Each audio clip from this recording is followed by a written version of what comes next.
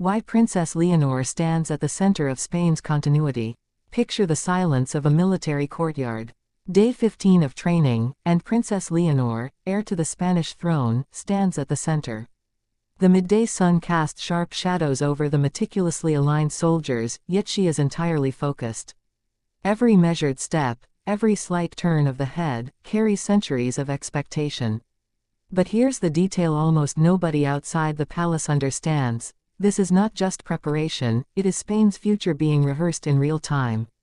Why Princess Leonor stands at the center of Spain's continuity is more than a headline. It is a living strategy, a careful orchestration of duty, discipline, and perception. Day 15 is not a routine, it is Spain's rehearsal for continuity itself. And in these moments, she is learning a truth few will see: monarchy is as much about invisible decisions as it is about public appearances. But what happens when the cameras stop rolling, when the ceremonial precision is replaced by private expectation? Behind the palace doors, decisions are being weighed that could define the monarchy for decades. Her gestures, her poise, her responses to seemingly minor protocol cues, all are quietly scrutinized. This detail is often misunderstood outside Spain, yet it forms the core of what will make or break the crown's stability. By the age of 16, Princess Leonor has been immersed in a world few can fully grasp. Historical pressures are not abstract, they are tangible. The weight of Franco-era transformations, the constitutional debates of 1978, and the ongoing dialogue about monarchy's role in modern Spain create an environment where every choice carries consequence. It's rarely explained in full context how a royal's every public action must serve national continuity, yet that is precisely her mandate. Her training, though meticulous, is a blend of performance and preparation. Every move is calculated: posture when receiving ambassadors, intonation during speeches, even the angle at which she greets dignitaries. Observers note subtle differences in protocol, gestures that signal authority before she ever ascends the throne. This distinction matters more than it appears, because in a constitutional monarchy, perception and protocol are inseparable from legitimacy. And yet, for all the visible precision, there is the unspoken education, resilience. Facing public scrutiny, navigating social expectations, understanding Spain's diverse regional identities, these lessons are learned in silence. They will not appear in official press releases, yet they shape the very core of her role. Imagine the moment when the media stops covering her daily appearances. What unseen decisions will define the next decades of monarchy? Spain's continuity is not merely ceremonial. Every action of Princess Leonor is a signal to institutions: the military, the parliament, the judiciary, even the cultural custodians of Spanish identity. The monarchy's survival is intertwined with these relationships, and she is learning to navigate them before the throne even awaits. By the 4th minute, we see the first real test: her public appearances during state ceremonies. Each smile, each nod, is measured. Yet the most critical insight is not what is shown on television, it is what is learned in real-time reactions from seasoned officials and advisors. These are the moments where continuity is quietly tested, without fanfare. The courtyard echo, the whisper of staff, the subtle guidance from King Felipe VI, these are all clues to her future role. And yet, the crown carries expectations beyond what even seasoned political analysts understand. A ceremonial misstep could ripple through decades of tradition. But there is something else to notice. Every challenge is also an opportunity, a moment to demonstrate that the monarchy is not just surviving, it is evolving under her watchful preparation. By minute 7, another layer emerges.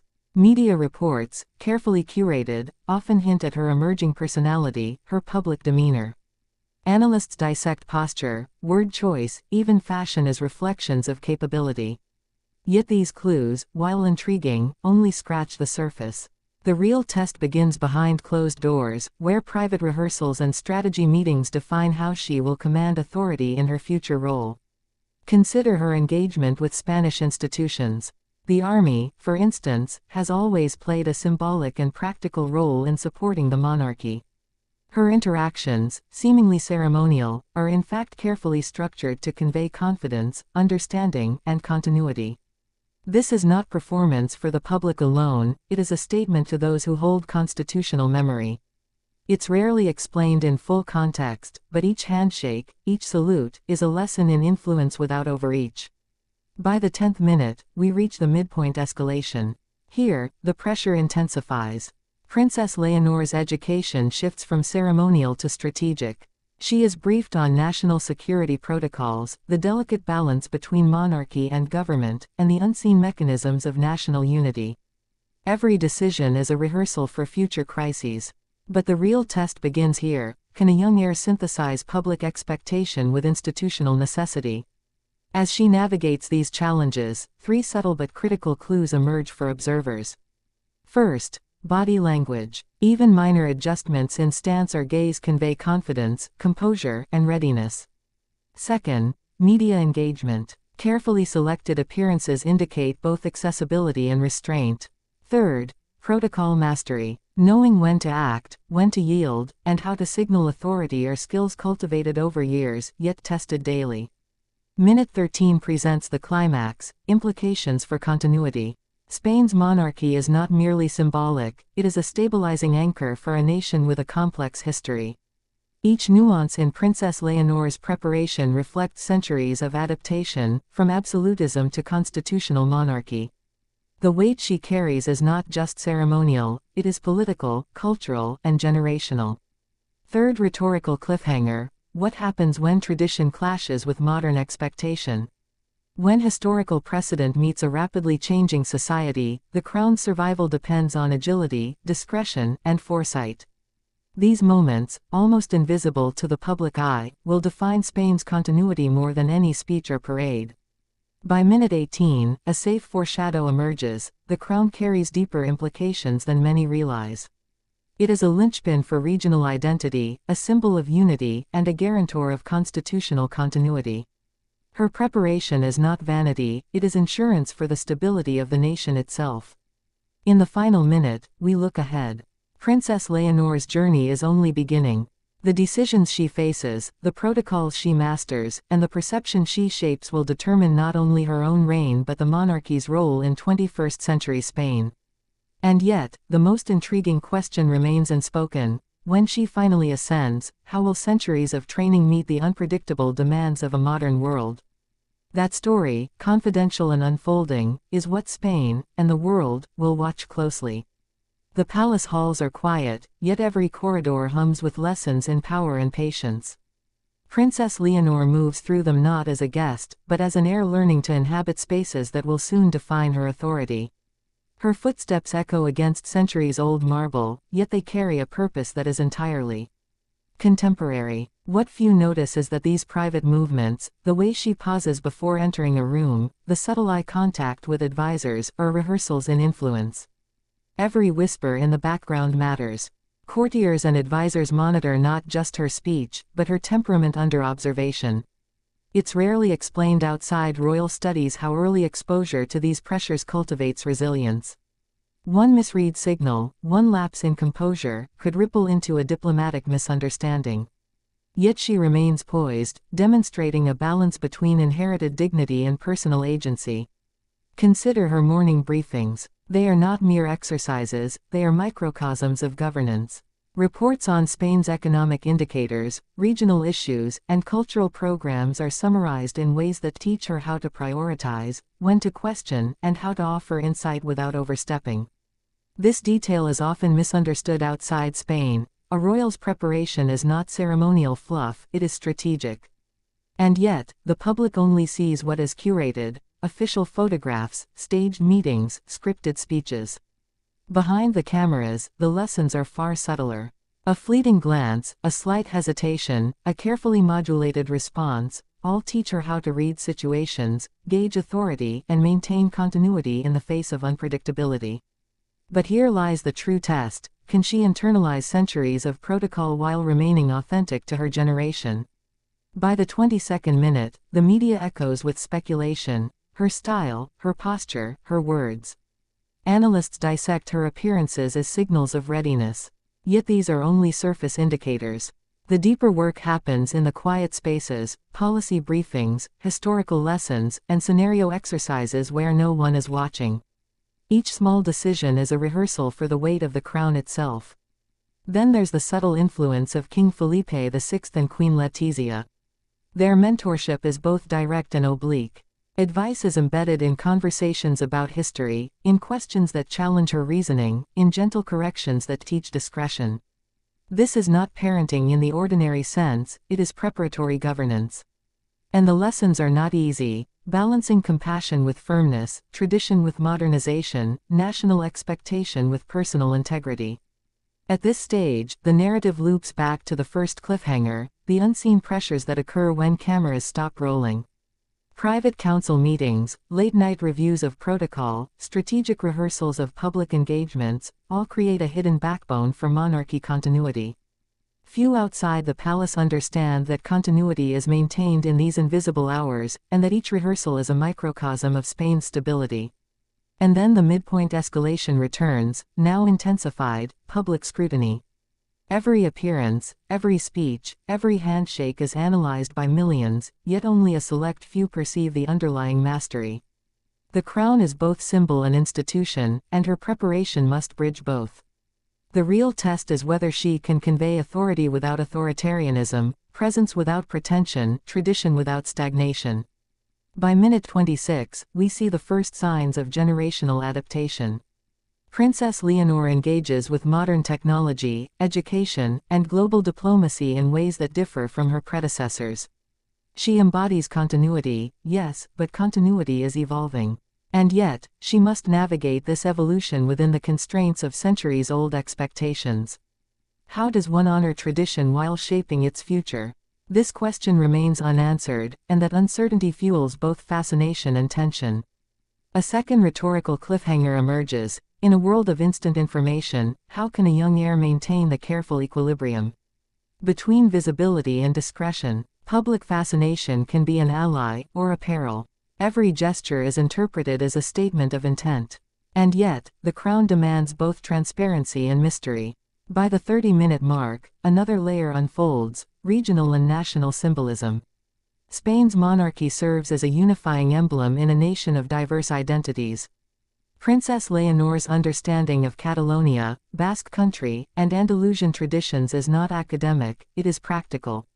Each handshake, each speech, each ceremonial participation carries weight in reinforcing the idea that the crown represents all Spaniards. This distinction matters more than it appears. Legitimacy depends on perception, and perception is cultivated long before one ascends the throne. The third rhetorical cliffhanger surfaces naturally. When tradition confronts the demands of modern society, can an heir maintain respect for the institution while remaining relatable? This question will define not only her reign but the monarchy's survival across generations. Every carefully guided interaction, every discreet rehearsal, is preparation for that moment. And yet, for all these pressures, there is an element of opportunity that is uniquely hers. Unlike previous heirs, she benefits from unprecedented access to global perspectives, advanced education, and nuanced mentorship. She sees the monarchy not only as a relic to be preserved but as an instrument that can adapt, endure, and inspire. But the challenge is monumental: adaptation without dilution, evolution without fracture. By minute 35, the narrative circles back to media and public perception. Official communications, press statements, and curated appearances are part of a broader strategy, one that ensures the monarchy remains relevant, respected, and resilient. Yet, the subtle reality remains hidden: continuity is built in private. Public spectacle is only the tip of a much larger, carefully orchestrated preparation. The crown, in this context, is less a symbol of privilege and more a responsibility that transcends generations. Her training, her observations, her mentorship, all serve the singular goal of ensuring Spain's continuity. And every minor action, from the tilt of her head to the cadence of her speech, is a rehearsal for authority. By minute 38, a subtle yet critical dynamic emerges: diplomacy. Princess Leonor is introduced to ambassadors, diplomats, and foreign dignitaries, not as a ceremonial figurehead, but as an emerging representative of Spain's continuity. Her questions are measured, her attentiveness deliberate. This is rarely visible to the public eye, yet it is essential. The monarchy's credibility abroad hinges on her ability to command respect without overshadowing the institutions she will one day represent. Consider a private meeting in the palace library. Maps, historical treaties, and archival documents surround her as advisors discuss past decisions and their long-term consequences. Each scenario is a lesson in context, precedent, and subtle influence. This detail is often misunderstood outside Spain. An heir's education is not only about history, it is about living history, understanding cause and consequence, and learning to navigate both with precision. Minute 42 introduces another layer: ceremonial mastery under scrutiny. State dinners, military parades, and cultural celebrations are exercises in discipline, poise, and symbolic authority. Observers note her posture, timing, and tone, but behind the scenes, she is rehearsing responses to unpredictable variables: an unexpected question, a protocol misstep by a visiting diplomat, or a sudden change in ceremonial procedure. This distinction matters more than it appears. These are the moments that teach adaptability. The quiet skill that sustains continuity. And yet, the pressure is unrelenting. Every gesture, every word, every decision is potentially symbolic. Minute 45 brings us to a rhetorical cliffhanger: how does a young heir reconcile the weight of centuries with the speed of modern life? The crown is at once timeless and fragile, and the preparation is both rigorous and invisible.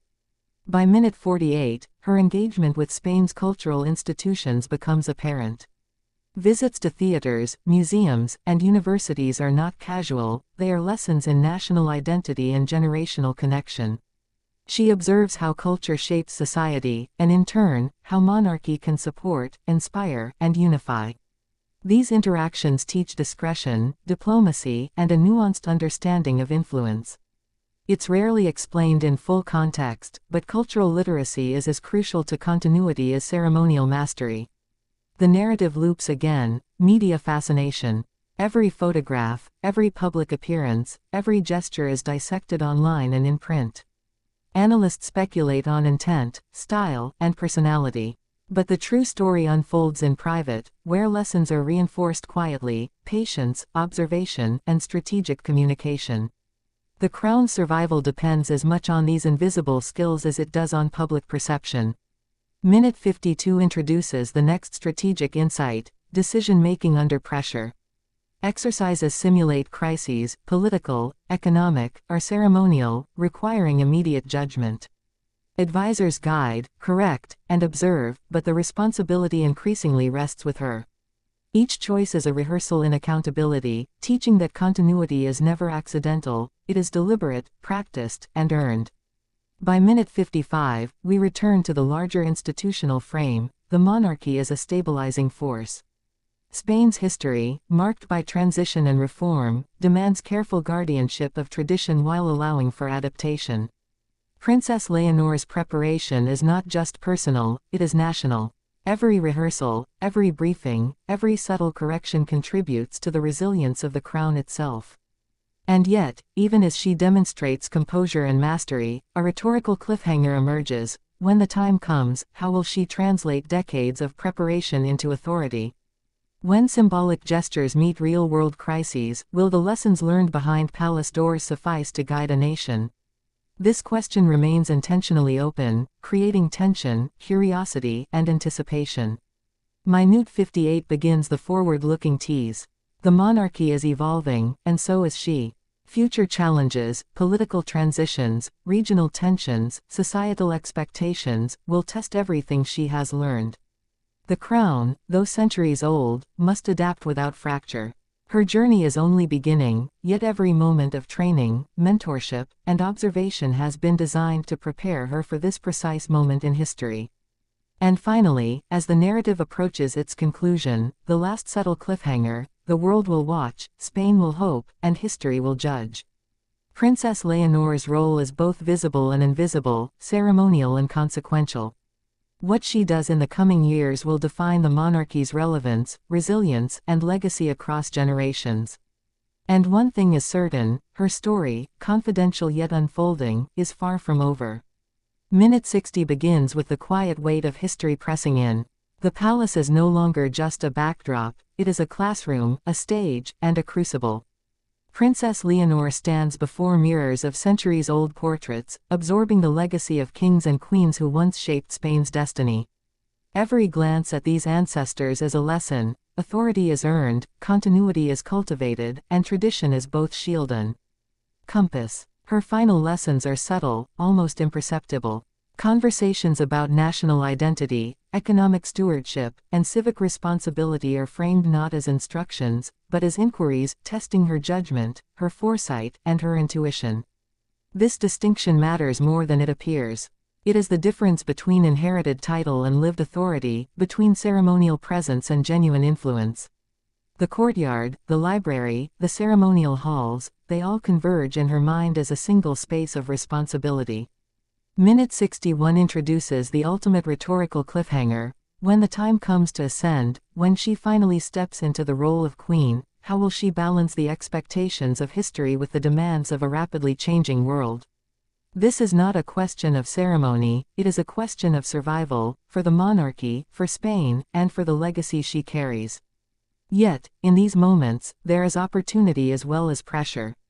Princess Leonor embodies both continuity and evolution. She is a bridge between the stability that Spain relies on and the adaptability that modern governance demands. Her gestures, her choices, her presence, all serve as rehearsal for a future where the crown must inspire confidence without dictating it. Minute 62 closes with a forward-looking tease, intentionally unresolved. The next decades will be watched closely. Every decision she makes, every public engagement she undertakes, will echo far beyond the palace walls. The monarchy's relevance, resilience, and resonance with the Spanish people depend on her readiness. And one certainty remains: history is watching, and she is readying herself to meet it. Spain's continuity, once an abstract ideal, now rests visibly in her hands. What she learns, how she adapts, and the legacy she shapes will determine not just her reign, but the monarchy's place in a modern, complex Spain.